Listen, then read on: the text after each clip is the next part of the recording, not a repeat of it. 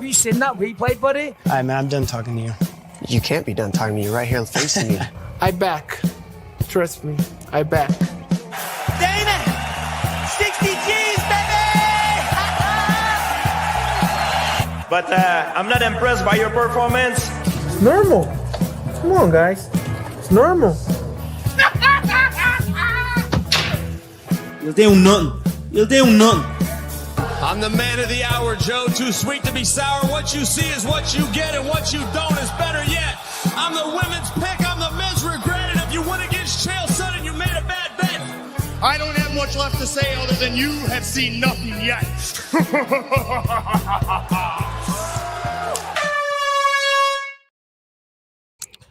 Yeah, what's happening, Fight Week Show fans, Fight Week Show people, them? We are back for another episode of Don't Stop Shakedown, and we're here tonight with my brothers, Yao, my brother Cross. How you fellas doing, man? How you guys doing? Everybody doing good? Man, I'm doing amazing. Everything's good, man. It's a great time to be alive. Yeah, man, that's what's up, man. And you know what you're saying is a great time to be alive. I and Yao and everybody from the Fight Week Show wants to wish you a happy birthday. I know it's tomorrow, but we're not going to see it tomorrow, so we're going to drop it in right now, man. Happy birthday to you, my guy. And I appreciate it. More life to you, more health, more wealth, more everything, brother. I appreciate it. Bless up. Happy birthday. Thank you. I appreciate it. Yeah, that's what's up, man. That's what's up. Look, there's when it's Earth Day time, when it's birthday times, you know what I mean. It's always time to be grateful, man. You know what I mean. Gotta be grateful for everything that you have. So big up everybody that's locked in right now, everybody that's rolling in right now. You guys are gonna see that there's no actual. Yeah, I got the cam on today. That's because my Wi-Fi, they're doing me dirty, man. Virgin Network, they're doing me dirty, bro. They're taking all my top dollar money and they're giving me shit Wi-Fi. You know what I mean? That should be fucking with me for a minute. But it's nothing. The show must still go on. That's what's up. That's how we do. The show must go on. And to crack on with the show today, Leroy has prepared some videos for us in the background. We're going to drop them and we're going to see what the fellas think about it. We're going to get their takes on what's been going on in the world of combat sports this week as we head into UFC 311, Islam Makhachev versus Ahmed Sarukian 2. And our boy Cross is going to be flying over there as well to try and check that shit out. But before we get to that, let's see what's been happening in the world of combat sport this week. Okay, we got the first video lined up right here. Shout out to Cross for the new crossover shades, looking fresh, bro. I appreciate it, brother. You know, got to change it up. Keep everybody on their toes, you know. Yeah, man. You know this. Okay, let's get on to this one first because this is a guy that I know Cross values a lot. You know what I mean? Looks up to. You know what I mean? Loves everything about this brother here, boss. This is crazy. Let's hope this will happen to you tomorrow, Cross. Joe Rogan reacts to Khabib plane incident. Khabib Nurmagomedov's viral run-in with Frontier Airlines has continued to make waves across the MMA world this week. Along with the Hall of Famer sharing his side of the story in a follow-up on social media, his coach Javier Mendez and numerous members of the MMA world weighed in on the situation and the unfair treatment that the former champion received. On the latest edition of Joe Rogan, Shane Gillis, Mark Norman, and Ari Shafir's Protect Our Parks on the Joe Rogan Experience, the group discussed the situation, with Rogan sharing his thoughts. Some lady came up to Khabib when he was on the flight because he was in the escape row. Whatever it is. He was on a what airline was it? It wasn't Alaska. It wasn't Alaska. Okay. No, it was some Frontier. So there's a video of it. It's crazy. He's telling her, you know, I can do this. I'm by the state. Like, I understand English. I can speak English. And they kick him off the plane. Well, not only that, he was calm and respectful. He obviously speaks English, and he knew that, he said, I'll assist. I'll open the door. While Frontier comped Khabib's ticket, the airline said in a follow-up statement that the entire exchange was not caught on video. And before the camera started rolling, the Eagle didn't respond when asked multiple times if he was willing and able to assist in an emergency. During the exchange that was caught on video, however, the former champion said that he was well aware of the obligation sitting in an exit row comes with. As Javier Mendez indicated in an interview earlier this week, while the rest of the MMA community might be up in arms over this situation, knowing Khabib, the Eagle had already moved on. Khabib being kicked off a Frontier airline flight. What the is he doing on Frontier Airlines? Yeah, that was my question. This kid's got more money than anybody, but that's how humble he is. He's flying on that piece of airline. That's how dumb they are on Frontier Airlines. If there's anybody you want in that position, it's Khabib Nurmagomedov. Yes. Good job, Frontier Airlines. Unbelievable. Cross, I'll come to you first. I mean, bro, you honestly hate this. You honestly hate to see that, and I mean, just like Dana White said, like, you actually want those honorable guys there, because at the end of the day, if something goes down, like, those guys aren't gonna hesitate to do whatever they need to do to, you know, handle their obligation and do whatever they can. I mean, you hate to see stuff like that, and it's very unfortunate. Yeah, man. Big up Butt Ricks in the house. Salute to you. Thank you for pulling up. What about you, Yao? I mean, how do you see this? To throw somebody like Khabib off the plane because it was sitting like in an exit sort of position on the plane, where if emergency lands, he has to try and help people off. This guy's a trained like fighter, and we've seen how brave, how brave he can be, and stuff like that. What do you make of, they can't say they didn't know it was him. That's for sure. That's the one thing that, they can't say they didn't know it was him. What's your take on it, Yao? I think he is Khabib Nurmagomedov, the Eagle, and he should fly. So, to kick him off, he can just fly there. But in all seriousness, it's kind of ridiculous to kick someone off because they don't understand and they're not willing, because what you normally do on a flight is that you change it with someone who is willing. You don't kick the person off the flight. That makes no sense whatsoever. I've never heard of that. So I don't know what backwater airline this is, but I've never heard of that process in terms of solving the fact that a passenger is not able, even if he says he's able, or the English or whatever the case is. Even in that case, you move them to the back and you move someone else to the front who's willing. So I don't know what that's about. It's a very, very strange situation. Maybe they did know who he was, and that's why they did it, because otherwise it makes no sense. Yeah, Leroy, if you don't know the culture here, we banning fake scores too, man. You know what I mean? We know what the score is, man. That fake score, that score is so fake. Such a fake score you got going on right there. You, man, are losing, and you want to come in here putting Man United 1-0 up. No. We refuse that fake score you just put up, man. You know what I mean? We know what the score is, man. Southampton 1, Manchester United 0. Yeah, that's the real score, people. Yeah. All right. But we're gonna keep our powder dry till the end of the match. See what happens. Okay. Big up everybody locked in the chat right now. Salute to you. Real Fight Peaks. Just to let you know what day-to-day vibe is. Yeah, it's crazy on that airline, man. To throw, for me, I just think to do somebody like Khabib like that is wild.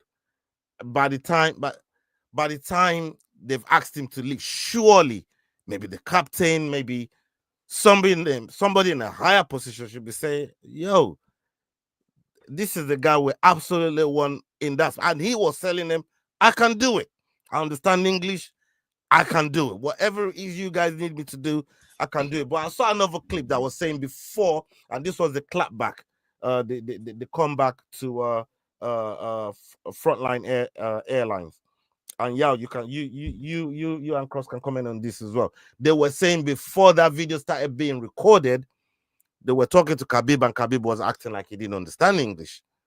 And I personally don't think that, like, that's so out of character for him. You know, that's so out of character for him. What's happening, Lala? Big up yourself. How's Jax doing? Making it work. Big up the Making It Work family.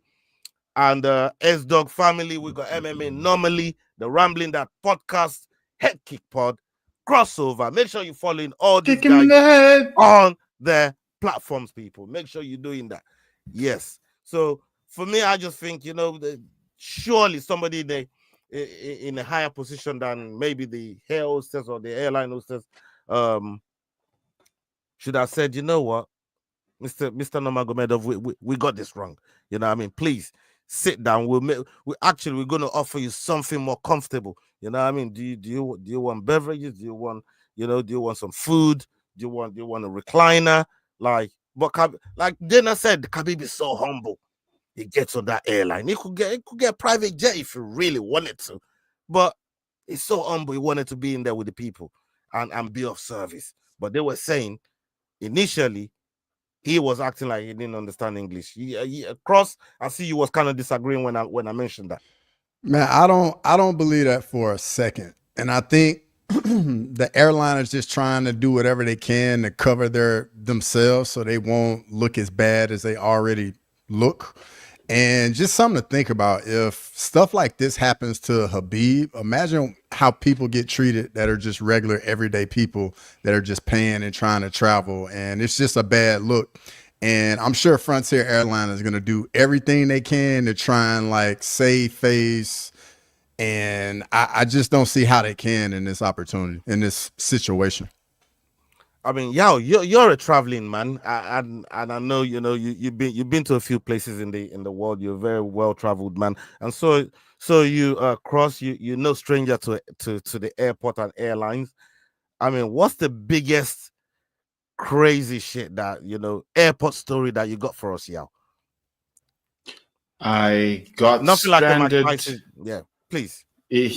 I got stranded in Luanda, Angola, to the point where we were in the airport terminal. People were sitting and having the airport meals on the x-ray machines because there wasn't actually any food and looked like a refugee camp for like 3 hours. Then we got moved to a hotel that was pretty nice, like in the presidential district, where we then had Christmas lunch with the ministers at that point in time.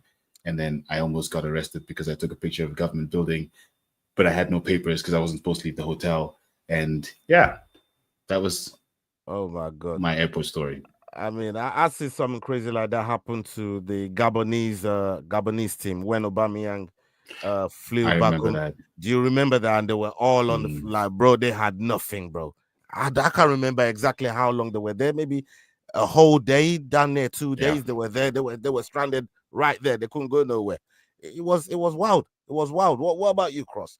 You got any crazy airport stories? Man, I think so. One time I had a connecting flight in Denver, Colorado, and it was pretty late at night. And the following flight ended up getting canceled. And I like typically here in the States, if something like that happens, like they'll give you vouchers, put you up in a hotel, you spend the night. Well, apparently it was none of that this night, and we all had to sleep in the airport with our bag. Just figure it out wherever you can, and it was pretty bad. It was a lot of pissed off people. Mm-hmm. Yeah, man. There's nothing like an angry mob in the airport, man. Them motherfuckers are impatient, bro. You know, especially when there's no food. Mm-hmm. For real. I get it. Yeah, man. Big up everybody locked in right now. Make sure you guys are driving the likes up and you're following all the channels that we got on the platform. Make sure you guys are showing love. And big up to everybody locked in right now. We are looking forward to the UFC 311 pay-per-view, the first pay-per-view of 2025. Yeah, it's gonna be a big one, man. We are gonna be doing the main card watch along for that on the Fight Week show, and we're gonna have a few guests on as well. So make sure you keep an eye out for that. Make sure you're driving the notification up. Yeah, that's what we asked Leroy. You know what I mean? That's what everybody wants to know.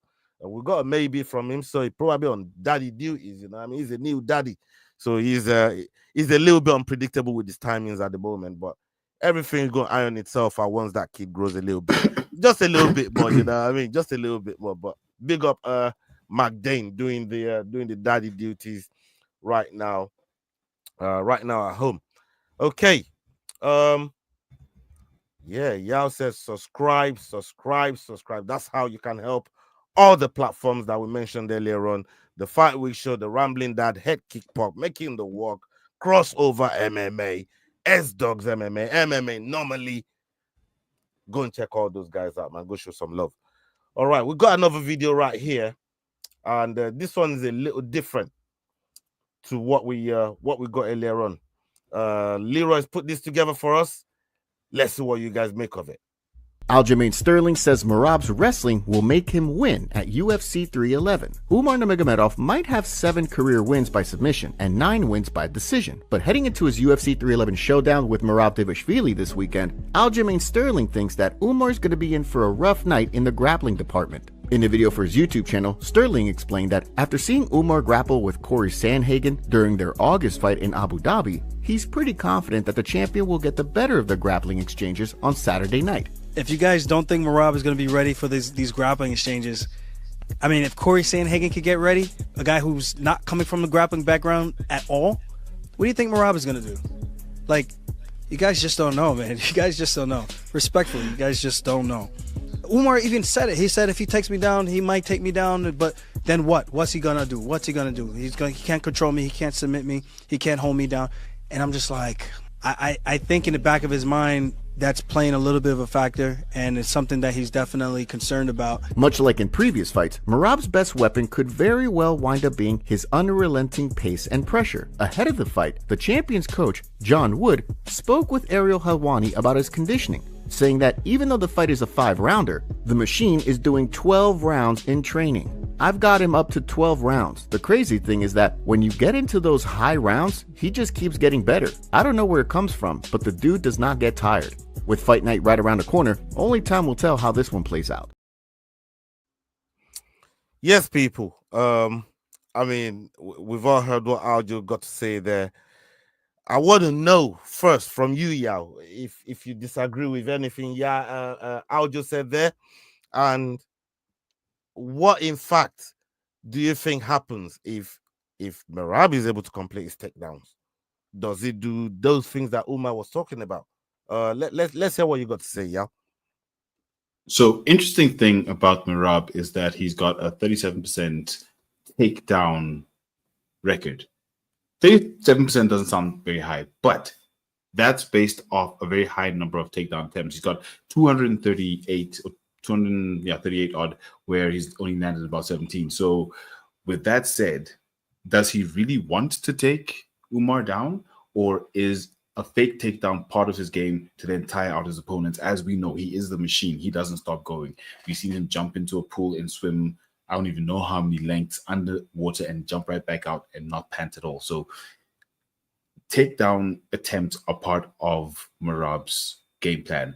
Taking someone down, getting them tired, of which Umar might be able to defend them, but for how long? With that many attempts that Merab throws. So I think it's not really about will he take Umar down. It's about how will the takedown attempts affect Umar's game plan in terms of thinking he's going into a wrestling match, whereas he's going into a takedown defense match.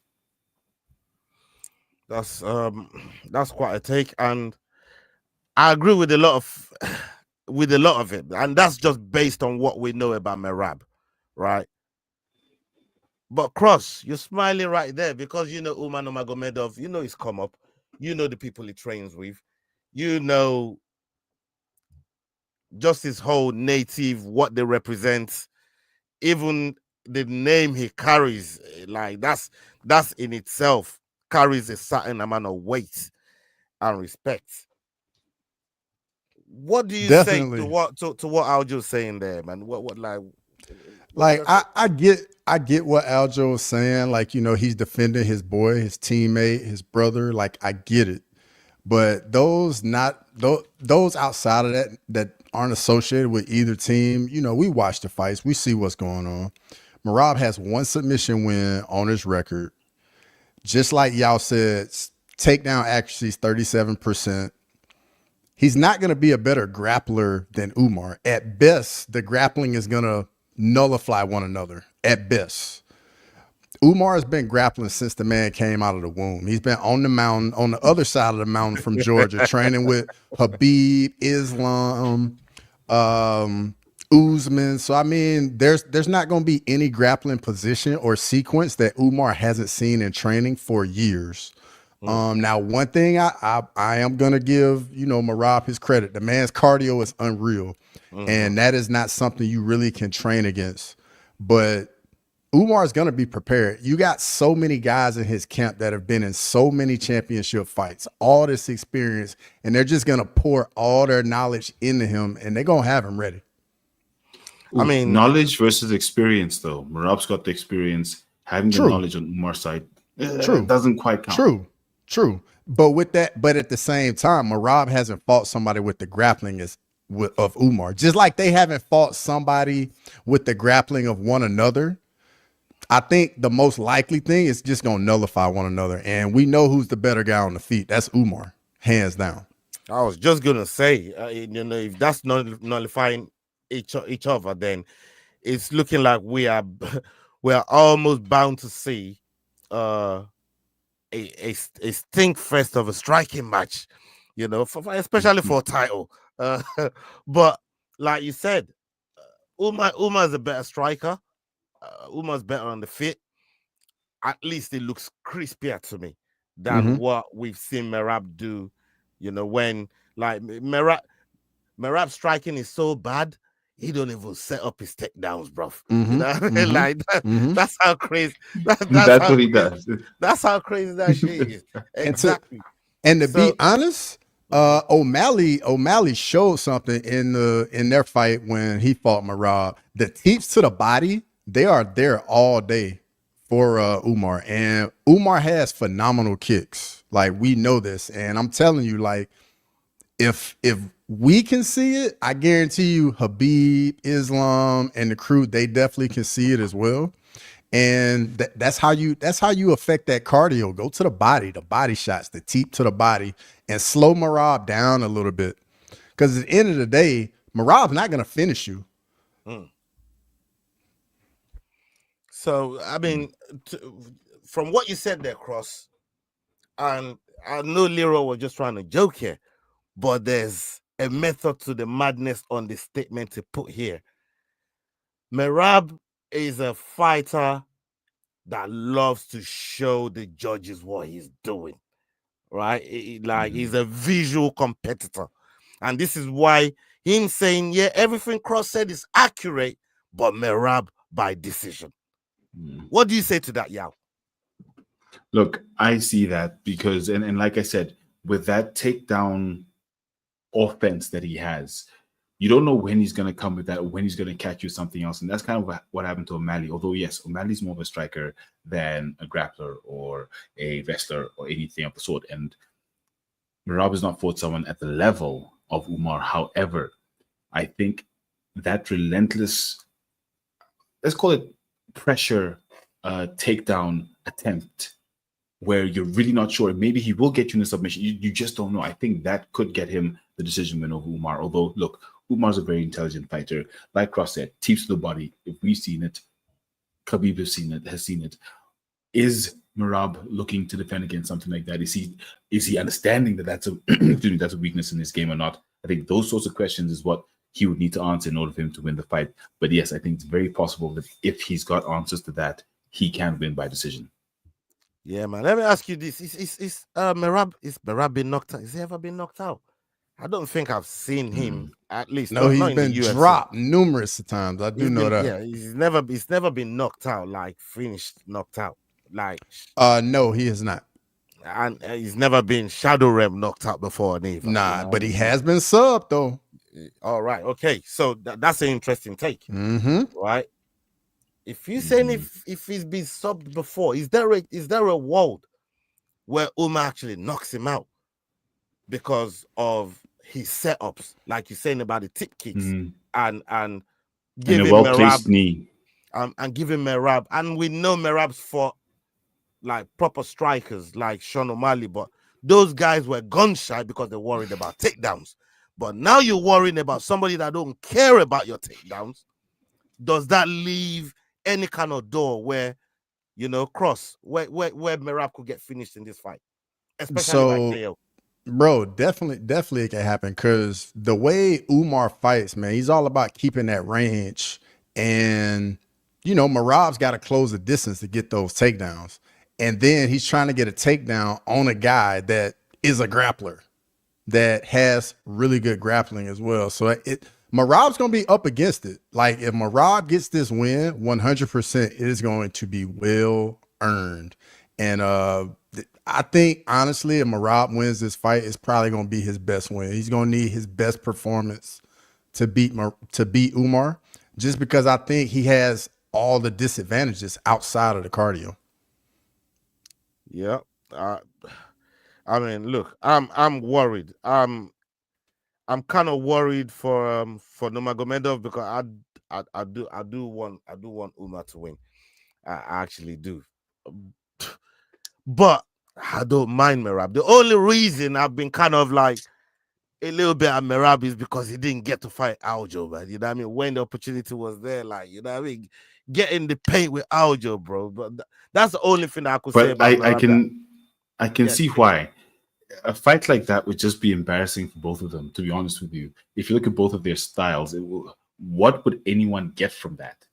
I can actually sort of agree stylistically even that what's the point of that fight if I was the UFC and they said no? I'm like, oh okay. So I don't entirely, I can't hold that against them. I used to, but looking at it now, what kind of fight would that really be? Not a fun one. Yeah, y'all, they're saying them guns are looking like shout out Jack. Look at that. They say them guns are looking like they're prepared for Strickland, bro. Yeah. I'm ready, Strickland. Hey, are you flying to where Strickland is?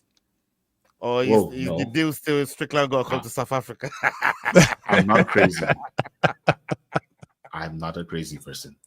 I said he's not crazy. I've got balls, but I'm not crazy. It's a thin line.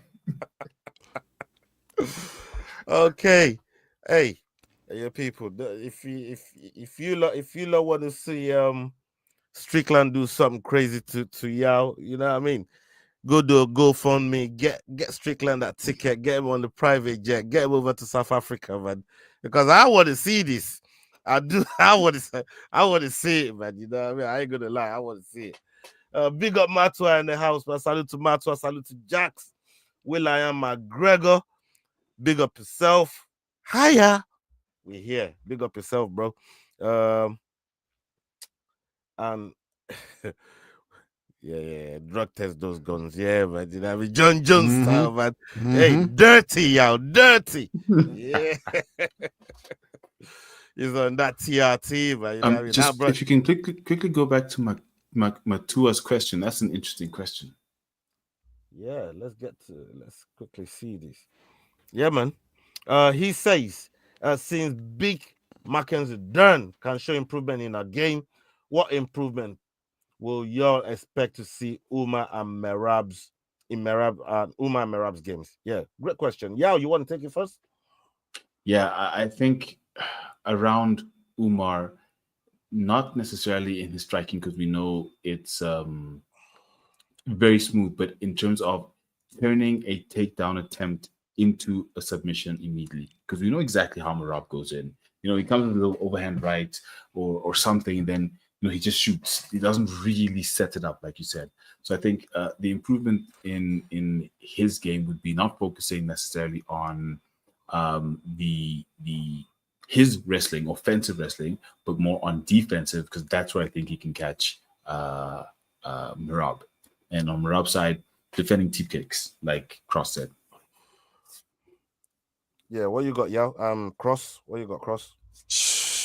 Man, as far as what improvements we're gonna see, I think the biggest thing we saw in Merab's last fight with O'Malley, because typically Merab is on the front foot, coming forward, walking through punches, eating some shots just to get into the clinch, get that single leg, and go for the takedown.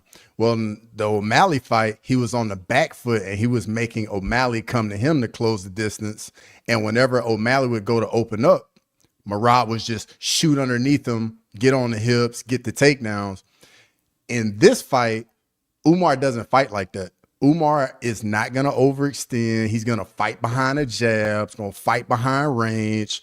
And I think it's gonna be tough for him.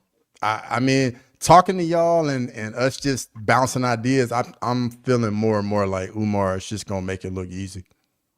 Yeah, man.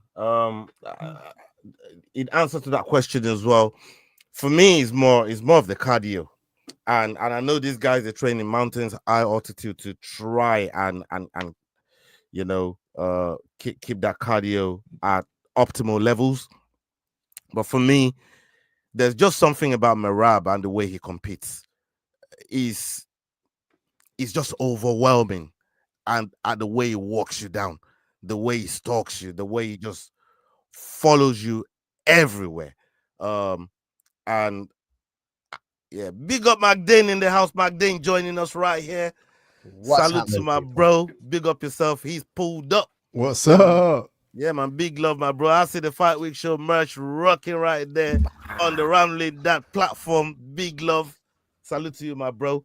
We're just talking about the improvements that Merab and Umar can bring into this game, because a lot of their fighting styles kind of nullify each other.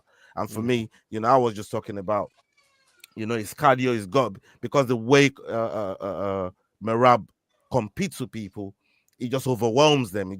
The way he stalks them, the way he walks them down, it's almost tiring. You're watching it and you're tired already for the opponent. That's how I feel when I watch Merab sometimes when he competes, and I'm very, very eager to see how Umar deals with that, because you're gonna have to be on your A game. You're right, Cross, to nullify all of that walking down. You gotta fight behind your jab. You gotta drop them tips. You gotta let him know, gain some respect from Merab, and that's very, very difficult to do. What you saying, Magdane? Pretty much nailed everything there, man. You know what I mean? Like, both of them have came through the careers now. Merab's on an 11-fight winning streak at the moment, or something like that. Umar's tough, bro. I even that match against Sanhagen, I thought it was going to be a tough match for him. And look how that moment. Yeah, I mean, it was back and forth at some points, but he's shown that he deserves to be where he is. This isn't going to be an easy fight for Merab to get through at all. And obviously, as we got shared into the chat before, the look of that staph infection ain't looking too good, boys. That looked pretty heavy. So those antibiotics are definitely going to have some kind of effect on this fight. But they don't call him a machine for nothing. So it's still going to be all out. His cardio's still going to be there. He still ain't going to stop going at him. It's just whether the striking is going to be the difference in this. Again, it's that old school grappler versus grappler is going to nullify each other, but let's see what happens. Yeah, I mean. Okay, Leroy just updated us with the score. I hope that's not no fake score. I mean, how can it be? How can it be 1-1 if you say Man United was winning 1-0 earlier on and now Ahmad just leveled? Right, which one is it? You're talking on both sides of your mouth now, Leroy. You know what I mean? Like, which one is it? I've been on daddy duties. I've literally just got the kid down and got out the room, come down here. Neither. Trying to sign up. Mate. Yeah, I thought you'd have been on daddy duties. It's 2-0 to Tottenham. 2 what? Yeah, you talk. Get out of here, man, with that nonsense. You just had me there, like what? It's 1-1. It's 1-1, mate. Tottenham Arsenal finished ages ago. 1-1. All right, okay. We got one more clip here, and this is from Joe Rogan, literally talking about the topic that we've just been talking about. Let's hear what Joe Rogan's got to say about this. Joe Rogan sends a warning to Merab Dvalishvili ahead of UFC 311. During his recent Protect Our Parks episode, Joe Rogan praised Umar Nurmagomedov and warned everyone about not only his elite grappling, but his elite striking and former background as a kickboxer. Here's what Rogan had to say. Who's that new guy who beat O'Malley? That guy's pretty vicious. Oh, Merab Dvalishvili. He's fighting this weekend against the toughest guy he's ever faced. He's fighting Umar Nurmagomedov. Whoa. Umar is Khabib's cousin, and he's a savage. They're animals. Those guys, their strength and conditioning routine is crazy. Yeah. He's different than Khabib in that he's a striker. Like, he's got wicked wrestling and wicked submissions, but he started off as a kickboxer. His kicks are nasty. Bro, all of those things, Cross was just talking about there, it's literally what Joe's saying there. And that's why I was asking the question earlier on before you came in, Magdalene, that is there a chance? Because we've never seen Merab be actually finished, especially via knockout. He's been finished by sub, as Cross alluded to earlier on. But like, do you think he's open to a knockout here, Magdane? I don't know, man.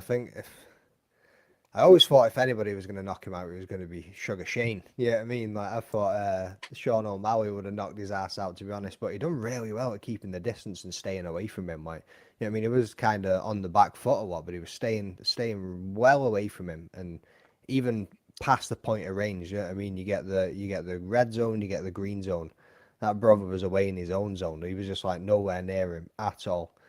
And I think it's probably going to be much of the same in this one. He'll probably come in when he needs to, get out when he needs to, and he'll probably try and be smart about it. But we'll see. If it goes to the grappling, I think the strength and the grip of those Dagestanis is just something different in it. Yeah, I mean the one thing for me with Merab though, man, like he knows how to work them judges, man. He's a point scorer, man. This guy knows how to get to the decision, bro. Like he knows how to how the optics work in the cage. He is very, very aware. And we said this in the build-up to the Sean O'Malley, Yao especially mentioned the time and time again that Merab ain't as stupid as it fucking looks. You know what I mean? It's not as stupid as it looks. It's not as stupid as it acts. This brother is actually very, very intelligent. And it's gonna be a very, very crazy match to watch. I just want to see. It. And I'm getting the energy of what we should have got from the Manel Cap Mokaev sort of fight. That's kind of what I want to see in this fight here. You know what I mean? Because they were talking about each other's nations and but I hope it doesn't turn out like that where they then just stand. No. What I mean is what that fight should have been. You know what I mean? I want to see what that fight should have been because that 100%. That was very, very promising, and we got nothing. You know, so hopefully that this one here is really well. It's very, very entertaining, and there's a lot at stake. You know, the undisputed title is at stake for this one as well. So, Merab was even calling it out with Peyton Talbot at the hotel on the way in. Yeah, I saw that too. Does he want that smoke though? Does he really want a Talbot smoke? Man, no one wants that Talbot smoke right now. Oof! That guy looks different, man. He looks different. I think look at the press conferences. Look at everything that we've seen from Merab so far. He seems emotional going into this one, boys. I don't know if you're thinking the same, but everything. Very true. Everything's crossing a line. He's getting very tight about everything. He's very high strung.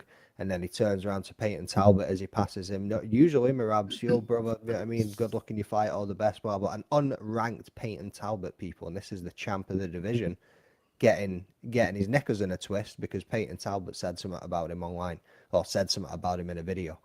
Like, so once again, it's Merab's mental that I'm not too sure about in this one. Once again, he's doing the same thing he did before the O'Malley fight. He has embodied a persona, like a good actor, good method actor, especially. You delve yourself into your character for that specific role. So I think similar as to how, if we look at the type of content he was putting out before the O'Malley fight, it was comedy. It was laugh after laugh after. And now he said, no, bad boy, I'm going to be the heel. I'm going to be the bad boy. Oh, your nation, they're from the same place. Your nation, what? Come on. It's the same Caucasus Mountains. So the point I'm making is I don't think he's not corpus mentis. He's not out of his mind. He's not upset. He's literally saying, listen, this is how I'm approaching this one. I'm going to make Umar emotional, and I'm going to come in and do what I do, and he's going to try and fight me. So I don't think he's losing it or he's not okay. I think it's just part of his game plan in this one. That's fair, but I don't get that vibe, right? I'm 100% with you, brother. Like I've been seeing the exact same thing you thinking about, and just even in the press conference when Merab was literally just yelling, just on and on at the press conference, and Umar was like, "What are you going to do? I don't care about you. I'm here to win the belt." And it's all business. And I like that approach going into a fight of this magnitude as opposed to somebody that's kind of just all over the place emotionally. Yeah, man. Big up my boy RoboCop in the house. RoboCop was happening. Yourself, man. Thank you for pulling up, my bro. Look, like I said, very, very interesting, anticipated match we got on our hands this weekend. I'm looking forward to it, man. Let's look at the other clip on the docket right here. Let's check it out. Leroy's put it together for us. Israel Adesanya and Robert Whittaker have been training together this week. Izzy posted footage of the two sparring a few days ago. It looks like Izzy and Rob are also filming some content for Izzy's YouTube channel. Today, Izzy posted this to X. It says, did we just become best friends?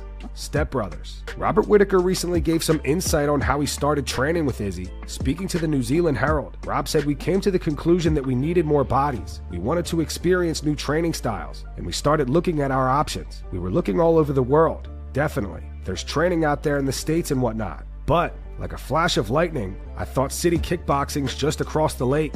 It's practically home. Why don't we contact them, head over, meet the boys, see if it works? Then maybe we can work something out and try to form a good relationship. There's no way that I thought we'd be here breaking bread, you know? But here we are. The world's a funny place. I'm happy for it because just being open to ideas and broadening horizons, I've met some new boys. I'm getting some new work out of it, and it just keeps things fun, keeps things interesting. You don't want to like a rival. There's a point I make of like not trying to like any other middleweights just because of the potential of fighting them. But I think that door's kind of closed with me and him now training together. I've been in the game so long. He's been in the game. We know what the stakes are. If anything, we know each other better than most other people. Yeah, man. Go shout out Full Mount MMA News Daily. Go check out all those channels over there. We're using their clip right now, and yeah, go and follow their content. People, I'm gonna come to you first, McDane. I mean, what you heard there with you know, Whittaker, Easy, you know what I mean, coming together, putting, you know, brainstorming, they're trying to come up with new ideas. I mean, what do you make of that combo there, brother? I fucking love it. Not gonna lie, I was hoping, I was like, Daddy Duty's getting all this done. I hope I make it for this part of the show. This was one piece that I didn't want to miss, bro. This is the friendship we never knew we needed. I said that in the chat before. Like, we're just seeing the two of them chilling on the couch, talking over UFC 311 earlier on today when they dropped that video, as well as seeing them train together. I think it's excellent. Yeah, I mean, you've got Izzy, who's obviously like who defeated Whittaker for the belt. Yeah, I mean, like, and now they're sitting there after Izzy's lost it, tried to win it back. Rob was trying to get back up there. Unfortunately, I know Cross is going to smile at this one. He had to get through Hamzat first, and that didn't quite happen. You know what I mean? So put the guns away, son. And now we're sitting with the two of them training together. I think it's absolutely fantastic. Like they say, they've been at the top of the game. They both understand each other more than most other people will. They know what the stakes are, and they're only going to bring the best out of each other. I mean, I think Izzy could probably do with learning a little bit more grappling from Rob than what Rob could do from the strike. I mean, maybe the striking, the in and the outs. Yeah, I mean, the flow state that Izzy, we've seen him get into. Maybe Rob could learn that a little bit. But I just think it's amazing, man. Yeah, I mean, like, we're going to see a different version of both of those men, and it's going to be a better version of the both of them for it. And I know Yao has clearly got a different opinion on this from the faces I can see that man pulling. Why you always got to be the protagonist, bro? Why you always got to go and sit on the opposite side of the table and say, fuck you, I'm not passing the shot? Why have you got to be that dude? You know what I mean? Listen, you know the place where Yao's coming from now, with it. He's saying them two bums are sitting over there, Dricos bit both of them, and all this other shit. Yeah, I know where Yao's going with this. Yao, let's hear what you got to say, bro. Yeah. The first thing I have to say, and shout out Leroy, but that definitely. And we love Dricos over here, by the way, just before you say anything, man. You know what I mean? But please, let's hear what you got to say, yeah. With all due respect to Rob and Izzy, love them both.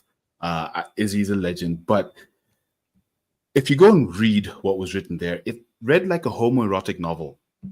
Rob was trying to increase his body count and find more boys. I was reading that. I was like, what? But that said, look. That's your angle, Yao. With all the defense you put for Conor McGregor on this fucking channel. That's your defense? That's the defense you come with? Come on, Yao. You gotta do better than that, man. You know what I mean? Seriously, MMA anomaly in the house. What's happening? MMA anomaly. Yes, all in. Big up all in the house. But realistically speaking, it's nice when you see different especially former champions coming together and doing something. We've seen DJ coming together, a lot of former champions. We saw, well, he's not former champion, but Lionheart Smith, Bisping.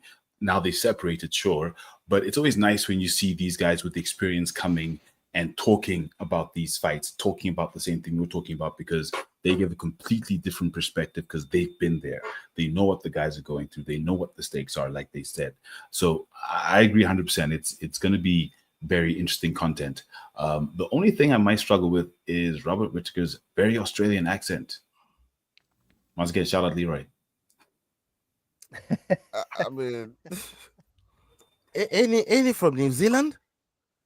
No, he's really from New Zealand. No? He's Australian, mm-hmm. but he lives in Australia, so his accent's very Australian. Cross, correct me if I'm wrong. When they had that, when Izzy and Whittaker had that fight in Australia, Izzy was trying to snitch on Bobby Knuckles and said, "Hey, listen, he's the real one from New Zealand over here that crossed over to Australia from when he was young." I mean, I don't know all the backstory. I mean, it could be a little something to it. Right. Just like his people could be New Zealand and all that. But I mean, you know, all the fans of MMA, we like to see them come together and train together. We know where they both are in their careers. You know, like they've had their 2 fights. Even though I think Whittaker won the rematch, but we don't have to go down that rabbit hole. It's good to see them training together, but at the end of the day, they're both on the end of their careers, and neither one of them is going to be fighting for a title again.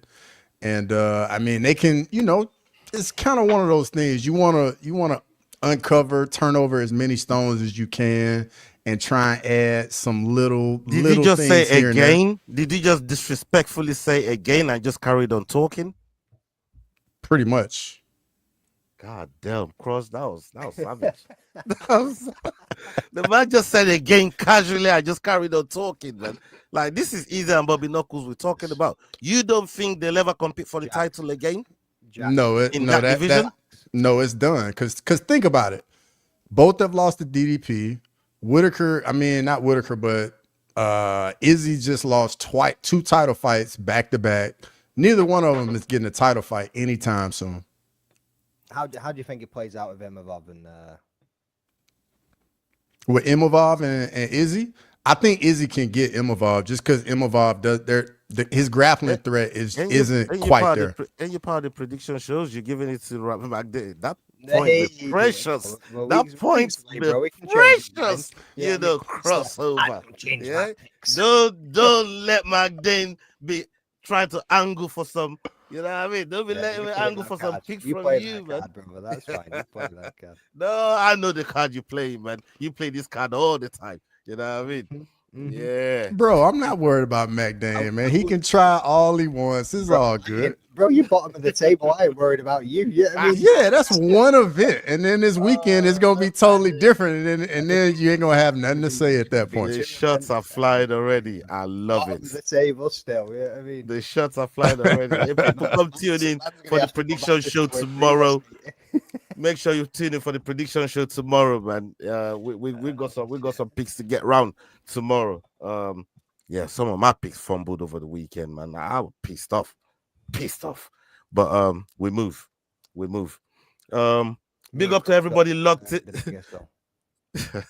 Big up to everybody locked in. Salute to every one of you. If you're watching on X, the way you can help the channels is to come straight over to YouTube and come and show some love. Jump in the comments, engage, subscribe, like, hit the notification bar so you guys can know when we go live on each of our platforms.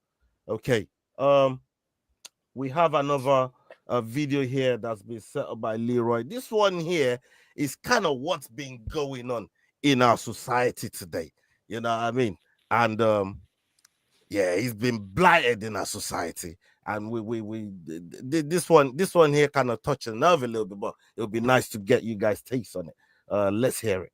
Viktoria Dudakova has apologized for slapping her coach at UFC Vegas 101 this past weekend. Viktoria lost to Fatima Klein via TKO in the second round, and afterwards slapped her coach in the face and said, "You didn't even come over. You just sat there. That's how little you cared." So it turns out her coach is also her husband. She posted this on Instagram today. She wrote, "The emotions have calmed down a bit. First of all, I would like to apologize to my husband and coach. I was upset that at such a difficult moment, he turned away from me and did not want to go into the cage. This is not an excuse, and I am not looking for an excuse for myself. I did the wrong thing. I could not control my emotions. I set a bad example for athletes and the younger generation. I also want to apologize to sports fans. Thank you to everyone who stays with me in such a difficult situation. I saw these people, and instantly Conor's quote to Dustin Poirier came to my head. Your wife is your husband. Bro, that shit came straight to my mind. I'm like, God damn. She done her coach dirty. Nobody knew that that was her husband. I mean, I was like, yeah, they're definitely shagging. They're definitely shagging. Yeah, I mean, nobody knew it was her husband. Since you're on the topic, Mark Dane, I mean, the whole thing about not just slapping a coach, because your coach is supposed to have that place of respect. You know what I mean? As you being a fighter. Then on top of that, that brother's that's her husband.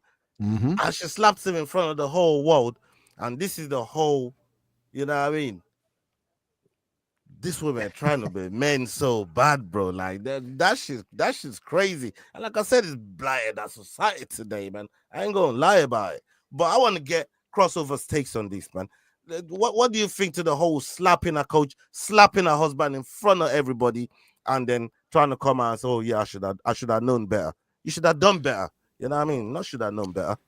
Absolutely. She definitely should have known better. I mean, you got to respect your husband first and foremost, and you got to respect your coach secondly. And I mean, it just definitely wasn't a good look. I applaud her for coming out, apologizing, doing all that, and trying to, say like, hey, I couldn't control my emotions, all that. We get it. Like, you just went through a very emotional experience, like getting finished in a fist fight. So I mean, I get that side of it, but it's definitely not a good look. But just imagine a male fighter doing that to a woman, and it's his wife in the octagon. Like, I feel like it would have been handled totally different. And it's just a bad look all the way around. Yeah, man. Cross, you're absolutely right there. Yo, I mean, the double standards. And like Aussie Fight fans said here, big up Aussie Fight fans, salute to you. He said, what if her husband went full Dana White? We see Dana White, go through that, where his wife slapped him first and he retaliated, and he caught a lot of strays for it. What's your take on this whole situation here, Yao? And what's that showing to the younger fans? In order to honor McDane's words upcoming from the left field, I'm going to take a slightly different approach to the double standard, because we saw what happened to Dana White and his wife. That was terrible. You don't do that. But somehow he got away with it by us saying that it was a power slap advert. Like, power slap was coming. So maybe great. It's a new women's bantamweight power slap. I don't know, because maybe she goes over the power slap and she becomes a power slap champion. But seriously, you don't do that. Just if we look at it within the form of respect, it's a coach. Whether it's your husband or not is not even the point. It's your coach in an organization. It's not professional. It doesn't happen. Do we and should we accept her apology? In theory, we accept the Danas for whatever it is that happened. So, we crossed just to come to the double standard if it was a woman. So that one, because nothing happened, unless I'm mistaken, nothing happened from that. So was it real? Was it fake? We don't know. But for me, that's why I would say, look, at the end of the day, whatever is behind it, it's a coach. You're a professional. You don't do that. But I would, at this point, accept her apology, personally. Yeah, Mark, then you got one final thing on it? Personally, I don't give a shit. You know what I mean? Like, if she wants to slap her husband after a fight, like Crossover said, man, like, you've literally just gone through a fight, you got finished, your emotions are high, and then what you also need to remember at the end of the day, which nobody knew, it's a fucking husband. You know what I mean? It's like, you might react not in a violent way, as in like actual physically, but you might speak to somebody differently that you're more comfortable with. So all that is somebody that walked into the cage who you feel in that moment has just disrespected you, and she's reacted because she just came out from fighting. It's not all, and people talk about it all the time, even when people hit people after a fight. It's not easy to just switch off that instinct straight away. You know what I mean? He's literally just walked into the octagon. He's turned away and not come into the cage. Emotionally from the fight, emotionally, your husband's just kind of shunned you a little bit. He's walked in and he's took a little slap. It wasn't even that much of a slap. It was just a little slap. You know what I mean? So, fuck. Personally, I wouldn't even ask if she didn't come out and apologize. It is what it is. You know what I mean? Fuck it. It happened. It was a tiny little slap. It wasn't really much. It doesn't need like any more smoke blowing up onto it. You know what I mean? And fanning the flames of this bullshit. Like, nah, I ain't asked. For someone that didn't fucking give a shit, you had a lot to fucking say, blood. I've always got last to the rambling dad.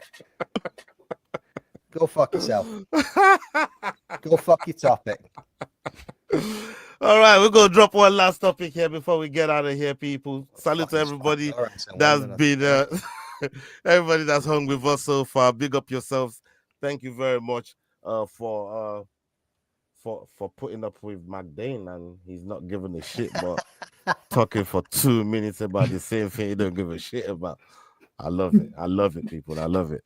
Okay, let's go into this last topic here. And yeah, I think everybody kind of pretty much thought this was going to happen, but I think we just got the final nail in the coffin on this one. Let's go.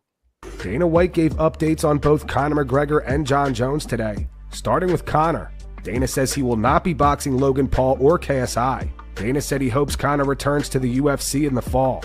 On Jon Jones, Dana said he's very confident that the Tom Aspinall fight happens this year. Dana said we're in the works. We're talking on it. I've said that I'm very confident that fight happens this year. Nothing is holding it up. It's just a matter of getting it done. It's not as easy to put these types of fights together as people think they are. They take time, but we'll get it done. Let's go. Yeah, Uncle Dana got the money now. yeah, you seem pretty excited about this one.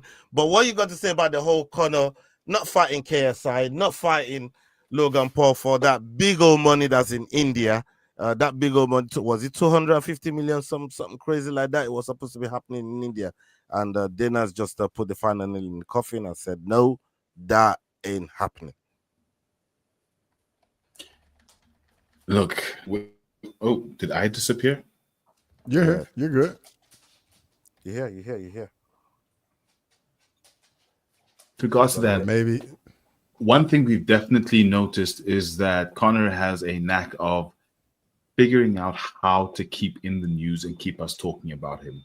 So maybe KSI Logan Paul was just another, as we know, typical Conor stunt to keep him relevant. So maybe that fight was never really, really real. Maybe it was so far from being actually made, but they announced it as a real fight to gauge whether we would be willing to pay enough to see them do it for 250 million, whether Netflix would take it up. Maybe that's what it was, but I don't think that fight was really anywhere close to being made. So I think what Dana's saying is like, listen, I know that's a fight that he wants to get, but it's not likely to happen because we all know the terms that Conor's still under and all that. So I'm not surprised, and I'm looking forward more to him coming back to fight for real than going to do another exhibition boxing match. Cross, they said that Jon Jones, the GOAT, the greatest of all time, the dirty GOAT, he's been ducking. But then I told everyone that fight's happening. You know, do you want to do your I told you so to, this is your chance. I'm giving you the floor.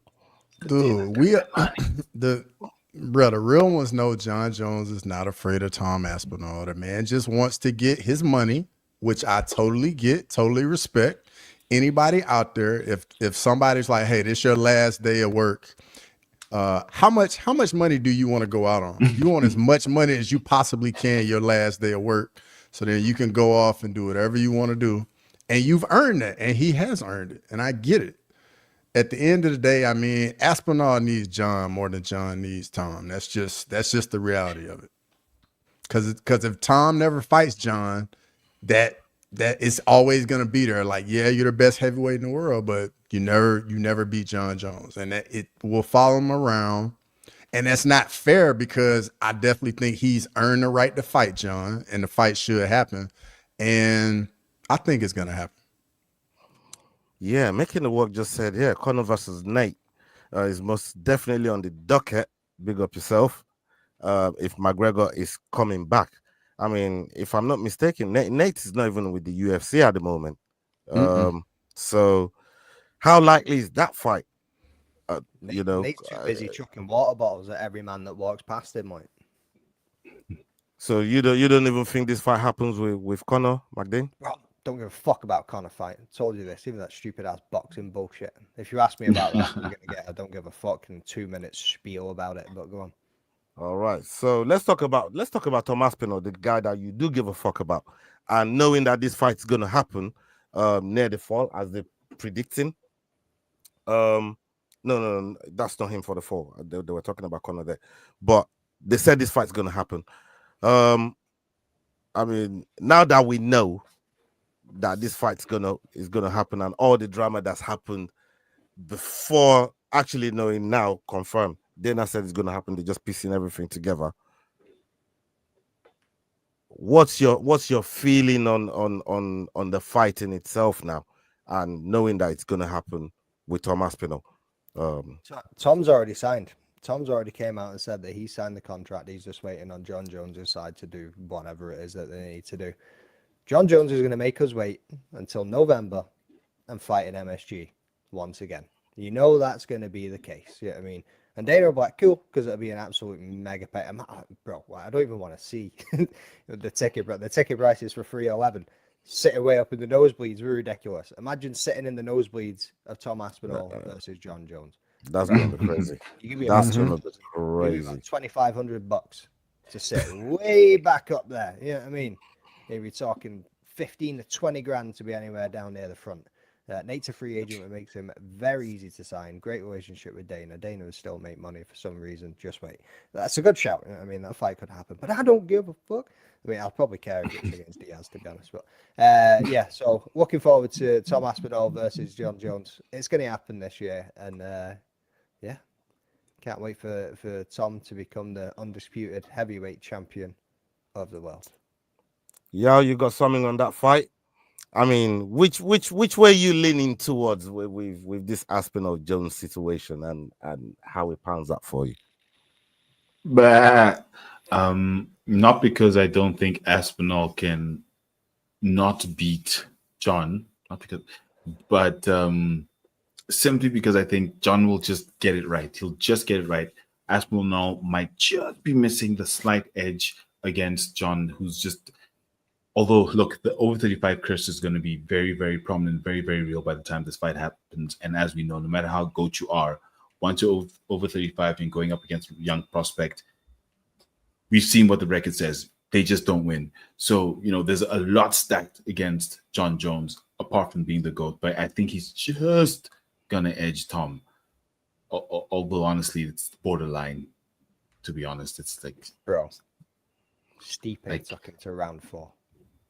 No, he was toying with Stipe. No, he was toying with Stipe. Come on. Toying with Stipe, yeah. He was toying with Stipe. Dude, he was trying to say, listen, you saw what I did against Gon, okay? I can do this against Stipe, but I'm not. You want me to box the heavyweight, the GOAT who's a boxer? Why would you do that? Why would you not get paid the fuck out of that? No. Don't come at me with bullshit, yeah. You know what I mean? Don't come at me with bullshit. Look, I still say he was toying with Stipe. He could have finished Stipe when he wanted. He just didn't. He was going with him. Sounds like you see those body kicks. He went for the body. What did Stipe even do in that fight? Let's be honest. Come on now. 4 rounds, did he? Yeah, sounds pretty homoerotic to me, boys. Right. In the words of Yav himself, you brothers can't even back yourself up. You go from one end of the fucking table to the other. You know what I mean?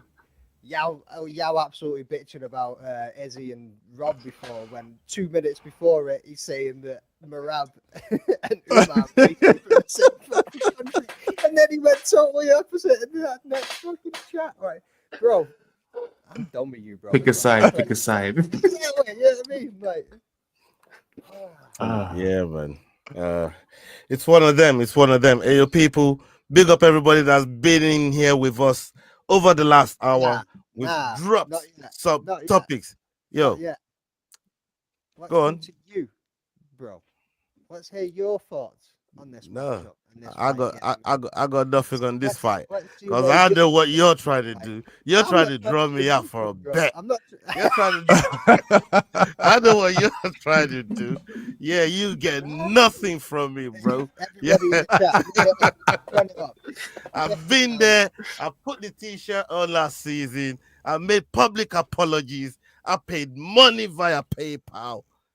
I'm still licking my wounds, god damn it, you know. Let the man rest. Let Yeah, him you breathe. get nothing from me, bro. Hey, that money's still in my PayPal account. You son. see, I'm you keeping see that. that's I ain't even this paying. I ain't this is how unreasonable and how petty and how savage this brother is. And Cross, when I tell you 1 point means a whole lot to this brother, don't let him undersell it to you. I'm telling you, bro. He's precious about his 1 point. Precious, man. I'm drawing it all out this year. I swear to God. Well, yeah, of course you're gonna be. Of course, 1 point's gonna matter when you lose by a point. Like I get it, you know. Shots fired. I remember that, son. I remember that. Don't you worry. I'll bring Go it out. for it. Absolutely. I'll bring you out your shell. We're gonna see a different Cross this year. Oh, well, you gonna make it get out of pocket. What? You Yeah, gonna I'm gonna get what? my character. You gonna get I my got no character, worries yeah? over here. I got no worries over here, brother. Look me in the eye, like Them shades might just come off. What time? It shades it off, son. Oh, Lord of No mercy. worries over here, brother. I get everybody soon enough, mate. I get everybody soon enough. Jax too, the stoic motherfucker that he is, sitting there all cool and casual. I'm gonna get under that man's skin at some point, and he's gonna break character and all.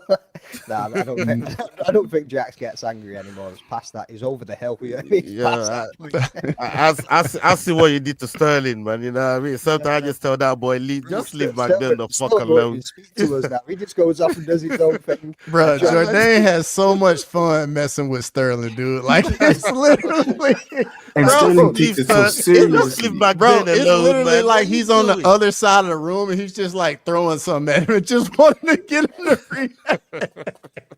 I get it. Shout out Sterling, man. Shout out Sterling. I love that brother. Shout man. out. Boy. I just say to him, if you know what's good for you, just leave McDonald alone, man. You know what I mean?